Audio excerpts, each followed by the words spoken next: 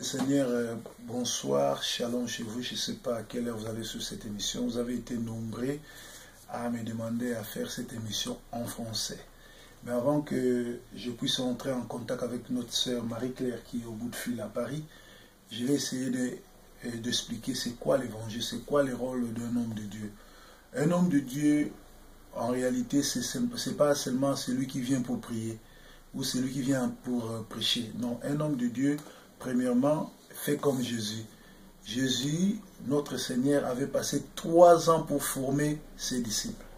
Un homme de Dieu est là pour éduquer, corriger, blâmer, dénoncer, prier, sauver les âmes. Donc nous venons ici, ce n'est pas parce qu'on veut s'acharner aux gens, ce n'est pas parce qu'on veut régler des comptes, mais c'est parce que la Bible dit, nous sommes dans Matthieu 23, je vais lire ça. Dans Matthieu 23, tout est clair. Matthieu 23, 11 à 12, 13, on dit, Matthieu 23, 13, on dit, Jésus s'est promené de ville en ville, il partait pour annoncer la bonne nouvelle. Mais Jésus avait fait 3 ans, il avait un grand problème avec les pharisiens et les sadducéens. Pourquoi Jésus avait ce problème avec les sadducéens? Il est arrivé même à prendre la chicotte, à chicoter les gens à l'église. Voilà ce que Jésus reprochait aux pharisiens. Jésus reprochait aux pharisiens parce qu'il dit dans Matthieu 23, 13, « Malheur à vous, scribes et pharisiens, hypocrites, parce que vous freinez aux hommes les royaumes des cieux, vous n'y entrez pas vous-même, et vous n'y laissez pas entrer ceux qui veulent entrer. » Il y a des gens aujourd'hui, se nommant pasteur, apôtre, prophète, prophétesse ou bien docteur, il a une église, il est allé faire des pactes avec le diable tout simplement pour empêcher les gens à entrer au royaume des cieux. Voilà pourquoi nous vous demandons, avant d'aller dans une église, demande le Saint-Esprit, entre en prière, le Seigneur va vous guider. On a passé du temps, on n'a que 31 minutes, on va s'entretenir avec la sœur. Sœur Marie-Jeanne, oui. C'est Marie-Claire ou Marie-Jeanne? Marie-Claire. Marie-Claire, comment tu vas? Je vais bien, par la grâce de Dieu. Ben, c'est le pasteur Salomon. Moi, j'aime pas qu'on m'appelle pasteur, parce que la plupart des pasteurs congolais ou des pasteurs africains sont des aventuriers. Bon, moi, j'aime qu'on m'appelle messager, parce que j'ai le message que le Seigneur m'a donné. Le message que le Seigneur m'a donné n'est autre que le royaume des cieux. Cherchez d'abord le royaume des cieux. Nous sommes arrivés en Europe, nous avons tout, la maison, tout, les voitures, tout, peut-être les papiers, mais le royaume des cieux, c'est ce que nous devons hériter pendant notre séjour sur la terre. Tu m'as appelé à travers, par le canal de notre frère Kanga. Est-ce que tu peux nous signifier ce qui s'est passé? Pourquoi tu nous as appelé? En tout cas, il ne faut pas aller, il faut pas raconter toute l'histoire, mais va seulement au début et puis raccourcir l'histoire parce qu'on n'a que 30 minutes. Oui. Donc là, je vais un peu parler sur pourquoi je vous ai appelé. Je vous ai appelé parce que je cherchais de l'aide et je m'apprêtais donc je cherchais de l'aide. J'étais dans la position où je me repentais devant le Seigneur pour pouvoir faire que ma délivrance se passe bien. Et pendant ce temps où je me repentais, c'est là où a intervenu l'histoire du prophète en question où je vous ai parlé. Parce que, quel prophète? Il s'appelle comment? Oui, le prophète Olivier Shekina. Et tu l'as connu comment? Il est qui? Je l'ai connu quand je suis arrivé en Angleterre pour qu'il puisse me suivre et faire ma restauration, la restauration de mon onction. Donc la restauration de mon manteau. C'est comme ça que je l'ai connu.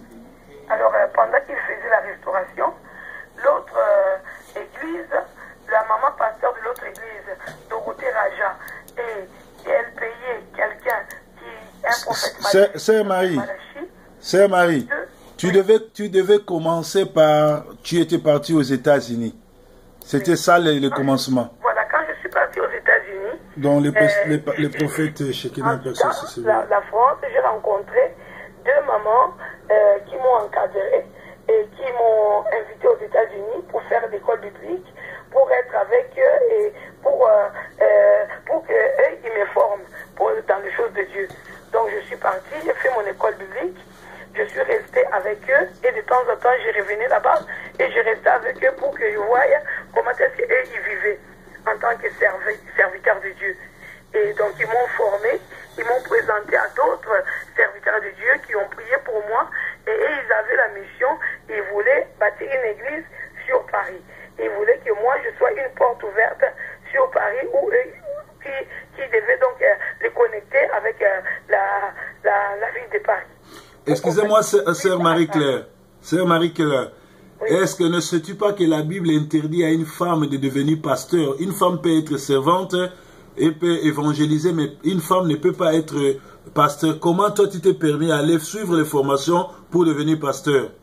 Oui, quand je suis partie là-bas, je n'ai pas suivi la formation pour devenir pasteur. Non, j'ai suivi l'école biblique et j'avais mon appel. Avant d'aller là-bas, on m'a spécifié mon appel. Ça veut dire on m'a spécifié mon appel de prophétesse. Comment tu as eu cet appel? Ça veut dire que ces servants de Dieu sont venus à l'église où j'étais. D'abord, avant qu'ils ne viennent, un jour, il y a eu un autre serviteur de Dieu qui est venu pendant que je conduisais le programme à l'église. Quand je conduisais le programme à l'église, ce serviteur de Dieu me dira que le Seigneur me montre, cette femme a un grand ministère, mais elle aura un obstacle et ça sera son mari.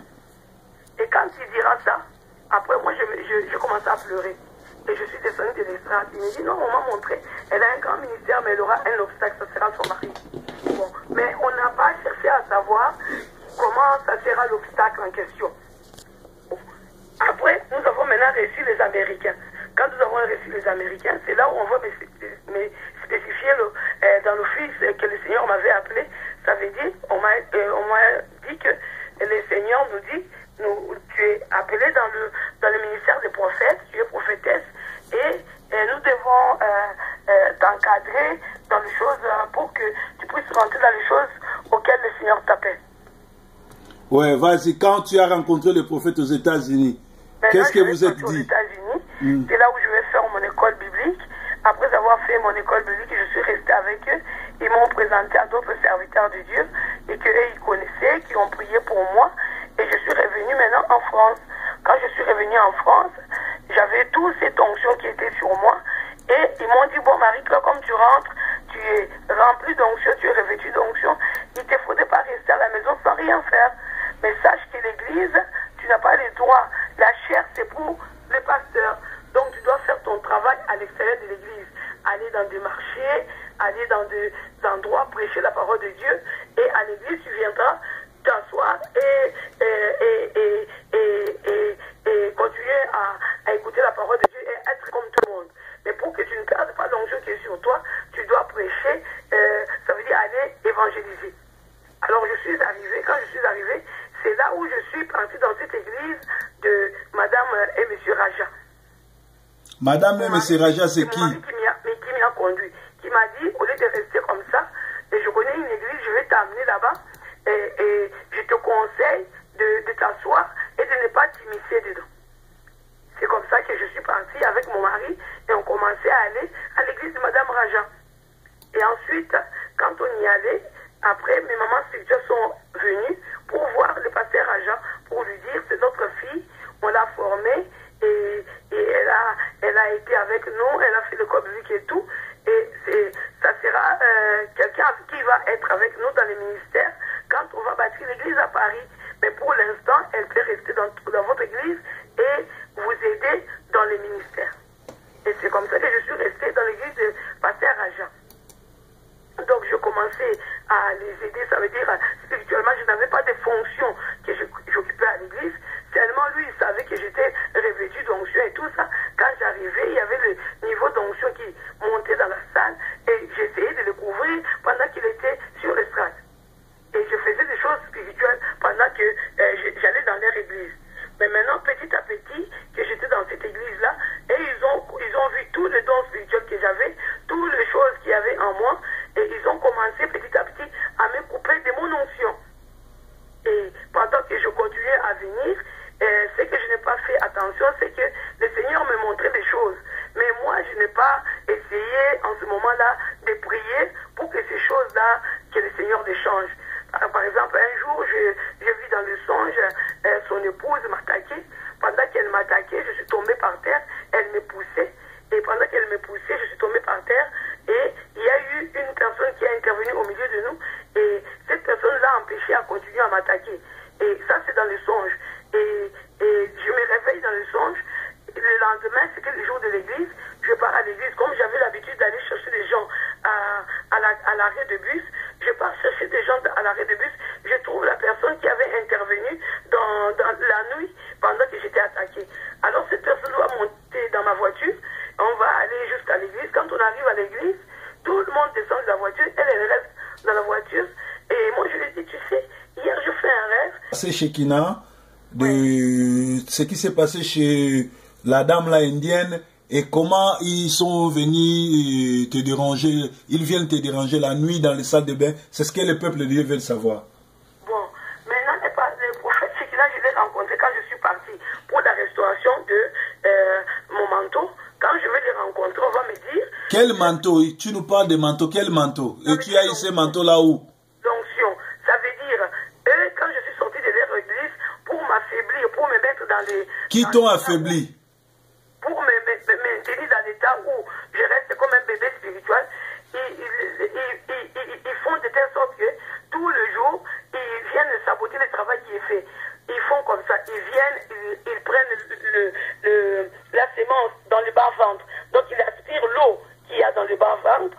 Et des fois, ils vont dans les cœurs, ils essaient de casser. Sœur Marie-Claire, Sœur Marie-Claire, excusez, sœur, il faut nous expliquer quelles sont les pratiques qu'ils t'ont fait, quels sont les pactes que vous avez faits quand vous avez commencé à travailler ensemble, avant que vous commenciez à travailler ensemble. Quelles a été les pratiques, quel a été votre contrat, quel a été votre pacte, les pactes que vous avez signés ensemble? Pour les pactes, c'est que quand il a commencé à me couper de mon onction... Qui a commencé à te couper de ton onction? Voilà. Il me coupait petit à petit. Et petit à petit, j'ai diminué dans mon onction et je ne pouvais plus agir dans le surnaturel. C'est à ce moment-là que lui, là... C'est-à-dire le surnaturel, ce sont les gens qui sortent dans leur corps pour aller faire des voyages astrales. Juste pour être connecté avec le Saint-Esprit. Juste pour être connecté. Je n'arrivais plus. Non. Sœur Marie-Claire, quand on avait fait l'émission à Lingala, tu nous as parlé de surnaturel. Ce sont des gens qui sortent de leur corps et qui font des voyages astraux. Oui, ça c'est opéré. Mais là, c'est juste... Bon, parle-nous des différences entre opérer et faire. Explique-nous un peu.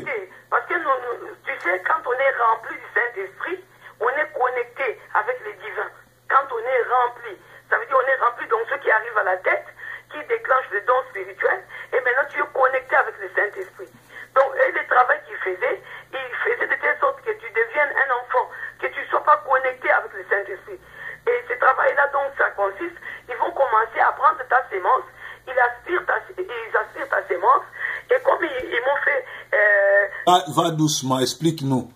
C'est-à-dire, vous êtes dans une église où le pasteur vous demande de faire des relations sexuelles avec lui pour que vous lui serviez. Explique-nous un peu, ce sont des pactes sataniques, ce sont des pactes de la sorcellerie, ou comment? Va doucement, explique-nous, parce que ce n'est pas moi qui ai demandé cette émission, il y a des milliers de gens qui veulent savoir ce qui s'est passé dans ta vie pour qu'ils ne tombent pas dans cette piège.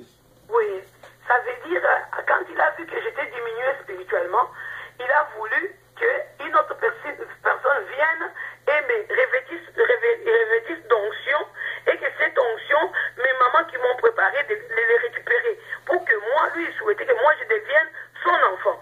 Mais maintenant, ces pasteurs, comme il avait de mauvaises pensées, il s'est dit, au cas où j'essaierai de sortir de l'église avec cette onction, lui, il allait avoir la main sur moi. Donc, il m'a fait faire ces pactes spirituels. Quel a été le pacte? Qu'est-ce que vous vous êtes dit? C'était où? C'était dans son bureau, dans la maison, dans un hôtel? Qu'est-ce qui s'est passé? Oui. Oui, je dormais vers 5 h du matin. Je le vois dans mon songe. Je vois comme on est par terre, comme si on venait de faire l'amour avec lui. Et dans ces songes-là, je le vois. Attends, ma soeur. Oui. Explique-moi bien. Oui. Donc, le pasteur, vous vous êtes pas vu dans l'église, mais toi, tu étais dans ma maison. Tu dormais. J'ai fait un rêve. Ça a commencé, j'ai fait un rêve. Dans les rêves, je vois comme si on venait de faire l'amour avec lui. Et je le vois habillé avec une chemise blanche. Et je vois dans ces rêves-là, moi je lui dis, je te servirai toute ma vie. Ça s'est passé vers le coup de 5 h du matin. Maintenant, au matin, ils vont conduire maintenant dans la réalité. Dans la réalité, je me vois conduire d'aller dans ma salle de bain de ma maison. C'est dans cette salle de bain que je sens la présence des gens dans la salle de bain. Je sens la présence de sa femme. Je sens la présence de sa belle-sœur qui était interprète à l'église. Je sens la présence de la prophétesse de l'église. Je sens aussi la présence du leadership de la chorale de l'église. Comment tu sens ça? Tu les vois en vision ou bien tu sens? Expliquez-nous, sentir, ça veut dire quoi? Je ne vois pas comme ça. Je sens qu'ils sont là. Je sens dans mon esprit qu'ils sont là.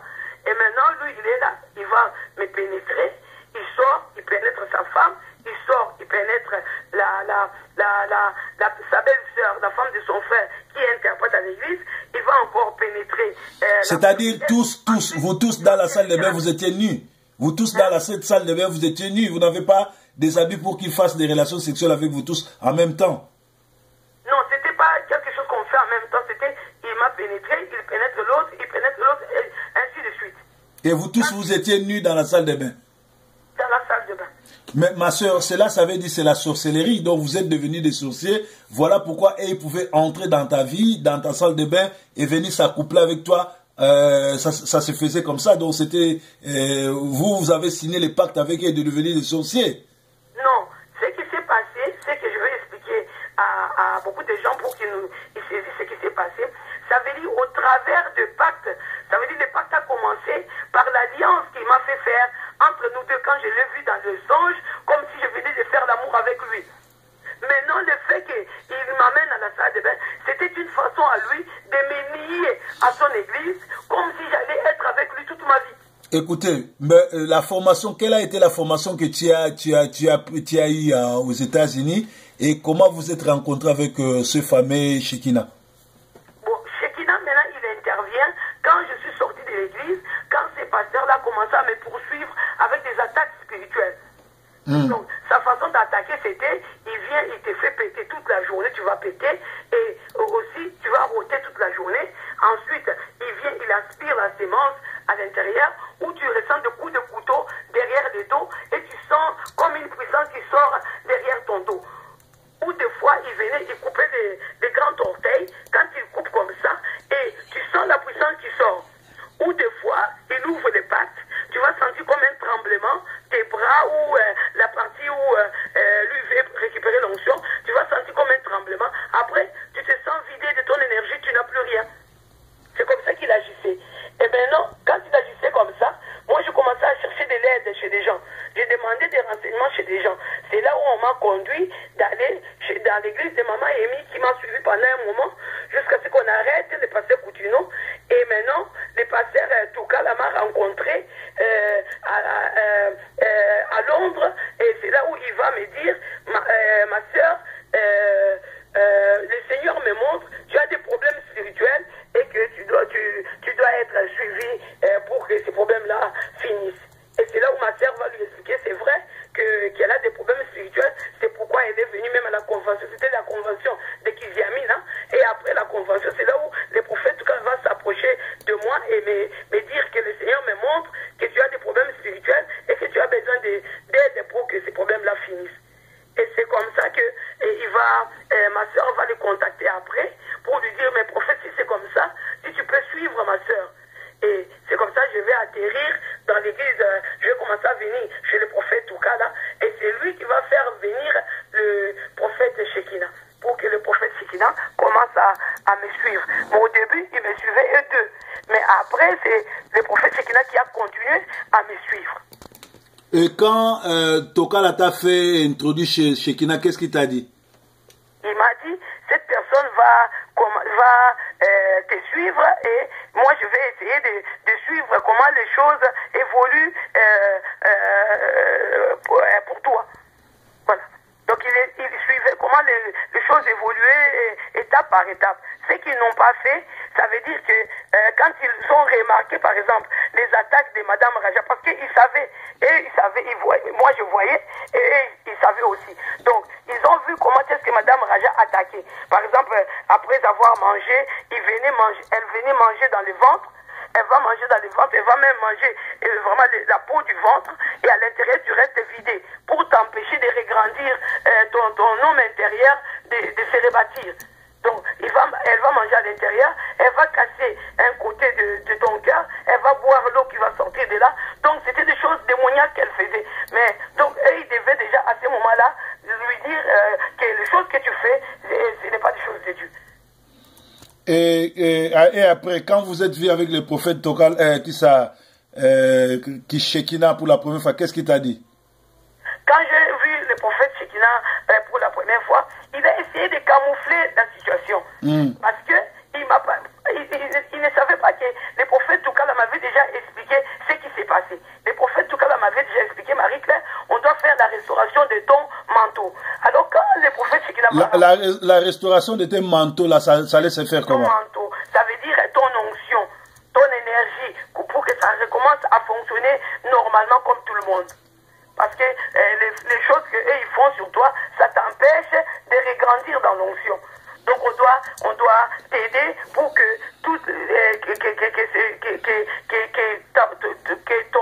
ton fonctionnement revienne comme avant. Et c'est comme ça qu'il va me dire, je vais appeler quelqu'un qui s'y connaît un peu dans ce domaine-là et qui va t'aider pour que tu regrandisses dans l'onction et que tu redeviennes comme tu étais avant. C'est là où intervient le prophète Shekina. Alors pendant ce temps-là, ils ont commencé à travailler à deux. Ça veut dire qu'ils me remplissaient d'onction. Mais Madame Raja, comme ils ne voulaient pas que je redevienne comme j'étais avant, ils me faisaient péter toute la journée, et ils me faisaient rôter toute la journée, et au soir, il n'y avait plus d'onction. Et Ntokala, qu'est-ce qu'il t'a fait? Et avec le prophète Shekina, ils essayaient, ça veut dire de relâcher l'onction sur moi pour me remplir. Comment il le faisait? Comment il faisait remplir l'onction sur toi? Il faisait quoi? Il faisait des pratiques? C'était comment? Pas des pratiques, il relâchait. Il relâchait juste l'onction. Je pouvais être... Mais explique-nous comment il relâchait ça. Parce que l'onction, on le reçoit quand on prie, quand on jeûne ou quand on prie. Mais comment ces deux prophètes peuvent relâcher l'onction sur toi? C'est-à-dire, ils faisaient des relations sexuelles sur toi, ou bien vous masturbiez, ou bien c'était comment? Non, rien du tout. Avec eux deux, il n'y a pas eu ces choses-là. Ça veut dire qu'ils relâchaient de l'onction. Parce que, par exemple, tu vois les serviteurs de Dieu, quand ils disent reçois l'onction au loin, tu peux être au loin et ils souffrent. Et bien, ils relâchent l'onction. Et eux, ils relâchent l'onction comme ça sur moi pour que je sois rempli et que je ne devienne pas comme un enfant, comme le souhaitait la femme de Savarage et son mari, pour que je ne puisse pas exercer dans le ministère. Là, tu n'exclus pas bien, tu caches des choses. Non, je dis la vérité. Je dis la vérité. D'abord, quand je vais arriver chez les prophètes Toukala, on va me dire qu'on doit récupérer mon manteau chez le Raja. Parce qu'avec l'acte qu'ils avaient posé, c'était comme s'ils avaient accès à mon manteau. On devait les récupérer. C'est là où on me dira, je dois rester spirituellement. Ça veut dire faire comme si je fais l'amour avec le prophète Shekina pour qu'ils puissent récupérer mon manteau chez les Rajas. Ça s'est passé une fois. Et c'était pour récupérer les manteaux. Quand il a récupéré les manteaux... Tu peux reprendre. Ils t'ont dit pour récupérer les manteaux, tu devais faire quoi? Ça veut dire que je suis resté avec lui spirituellement. Rester spirituellement, ça veut dire quoi? C'est comme si j'ai eu des rapports spirituellement avec lui. C'est comme si ou bien tu as eu ça? Pour récupérer mon manteau qui était détenu par les Rajas. Et maintenant, quand ils ont récupéré le manteau, qu'est-ce qu'ils ont fait? Ils ont commencé à essayer maintenant de me remplir spirituellement. Ma sœur, explique-moi bien. Écoutez. Ils étaient déjà commencé par faire la délivrance pour briser les pactes. Parce que tant qu'il y avait les pactes, et ils avaient accès à moi. Alors qu'ils ont commencé à me remplir d'onction et ils continuaient à détruire le travail qu'ils faisaient. Et quand tu as eu des relations sexuelles avec Shekina dans cette vision-là, qu'est-ce qui s'est passé? Rien de spécial. C'est pas des rapports comme les rapports comme ça. Juste avoir des rapports, mais sans rien de spécial. Et avec Raja et tout, qu'est-ce qui s'est passé alors? Avec Raja, là où il y a eu le pacte où je vous parle et que je lui dis, je te servirai toute ma vie. Maintenant, quand on cherche... Tu as fait ce pacte-là, c'était la nuit ou bien la journée, avant que tu voies cette vision? C'était au matin, vers 5 h du matin. C'était au matin. je dormais et au matin vers 5 heures, c'est là où s'est passé les pactes. Et après, c'est là où il va aller, mais lié avec les gens, ça veut dire les gens qui sont avec lui dans son ministère. Et après, qu'est-ce qui s'est passé dans ta vie? Après, ce qui s'est passé, quand je suis sorti maintenant de l'église, quand mes mamans m'ont dit de sortir de l'église, c'est là où lui, il a commencé maintenant à récupérer son onction en faisant ce que j'ai dit là, soit en mettant le feu. J'ai senti le feu dans les sexes toute la journée. Je devais mouiller les sexes avec un habit et mettre un habit froid à l'intérieur parce que il mettait le sexe en feu et je brûlais. Sœur Marie, oui. tu nous parles beaucoup de sexe et tout. Pourquoi les sorciers ou bien les faux pasteurs font toujours des relations sexuelles? Pourquoi ils vont seulement au sexe? Pourquoi? Oui, ils vont au sexe parce que quand ils ont la main sur toi par le sexe, c'est qu'ils ont la main sur ta vie. Ils ont la main sur ta vie. C'est pourquoi je disais, par exemple, l'autre fois, je dis, après l'émission, j'ai dit, il faut faire attention quand on fait un rêve où on voit qu'on a eu des rapports avec quelqu'un, il faut tout de suite, quand vous vous réveillez, débriser ces rêves pour que ces choses-là ne prennent pas vie. Donc, attends, tu veux dire au peuple de Dieu que s'ils arrivent à rêver, à entrer de s'accoupler avec un serviteur de l'église, il faut casser, il faut couper cela, il faut couper ce lien-là. Il faut renoncer à tout cela. Sinon, voilà. Ça devient la réalité. Ça devient la réalité. Ça veut dire que c'est quelque chose qui s'est passé dans la nuit. Si ce n'est pas des choses que lui-même, la personne n'a pas alimentées. Parce qu'il y a des gens qui passent leur temps à alimenter des choses. Ça veut dire qu'ils nourrissent des pensées qui ne sont pas bonnes. Ils peuvent faire des rêves comme ça. Mais si c'est vraiment, même si c'est comme ça, dès le matin, quand vous vous réveillez, il faut briser ça. Donc, toi, tu veux nous confirmer qu'il y a des hommes de Dieu comme ça qui vont dans les églises coucher avec des femmes d'autrui pour détruire leur vie? Oui, spirituellement, oui. Il voit ton étoile et tout ça, il sait que s'il vient par le sexe, spirituellement, il peut commencer à utiliser tes grâces. Comment ils vont le faire? Il vient par le sexe, ça veut dire par les rapports. Par les rapports, quand il va commencer à venir par les rapports, il va stimuler ça veut dire qu'il va t'exciter continuellement jusqu'à ce qu'il y a comme une puissance qui sort, et quand il prend cette puissance, il l'utilise dans son ministère. Et la personne ne saura pas. Ok. Donc, et tu nous as parlé qu'il y avait aussi des hommes de Dieu qui utilisaient la puissance de serviteurs avec qui ils travaillaient pour faire remplir les salles d'église et tout. Comment ils font? Non, ça veut dire dans le système d'église, c'est pas pour faire remplir les salles. Dans le système d'église, quand vous êtes formés comme des ministres, et comme ça veut dire il y a des pasteurs de l'église, il y a des ministres, il y a des gens qui ont des offices, des positions qui sont proches du pasteur. Ces gens-là doivent avoir la maturité spirituelle de savoir comment aller dans le jeûne et la prière, comment chercher l'onction, comment se remplir pour être prêt au cas où l'homme de Dieu, quand il est en exercice et qu'il manque de l'onction, ça veut dire que leur onction est soumise à l'homme de Dieu quand il est en exercice. Alors, quel conseil donner aux frères et sœurs qui veulent avoir de l'onction comme toi, qui veulent diriger des églises, qui veulent suivre les pasteurs, qui ont des noms, les pasteurs qui font tomber les gens?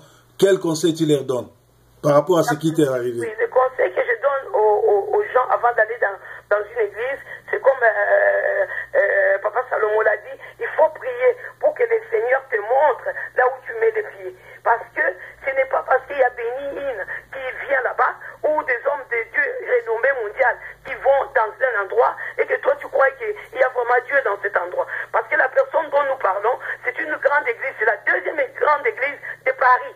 Et quand je suis dans toutes mes souffrances, ou même jusqu'aujourd'hui, je n'ai pas encore obtenu ma délivrance, quand je parle aux gens, ils me disent, mais Béni, il va là-bas. Est-ce qu'ils ne voient pas tout ce qui se passe là-bas? On sait que l'autre là, le bishop Blessing rentre là-bas. Il te montre tous ces noms que les gens qui rentrent dans leur église. Mais je vais vous dire, les grands renommés là, c'est des gens qui sont payés par des cachets. Quand ils sont payés par des cachets, ils peuvent voir les péchés. Si c'est un homme de Dieu qui craint l'Éternel, il peut dire à l'homme de Dieu, non, le Seigneur me montre, il y a ça et ça dans ton église qui ne va pas ton mari le lendemain. Fais des prières pour, ça veut dire contrecarrer ses pactes annuler ces pactes vont être annulés. Quand tu es dans les mariages. Mais non, comme c'est des choses peut-être quelqu'un peut faire sans que les maris ne soient au courant, et ça va faire que ces choses-là vont prendre vie. Parce que normalement, un pasteur ne doit pas faire un pacte spirituel. Ne manquez pas de suivre suite et fin. Continuez. Donc il ne peut pas faire, ça veut dire des pactes spirituels avec une femme mariée. Il ne peut pas faire des choses comme ça. Donc quand il fait déjà comme ça, il est déjà condamnable. Et c'est ce qui est arrivé avec les grands gens. Quand je cherchais des lettres, on lui a dit, non, Marie-Claire est venue en tant que femme mariée dans ton église, et elle venait avec son mari et ses enfants. Donc tu n'avais pas à faire des pactes avec elle.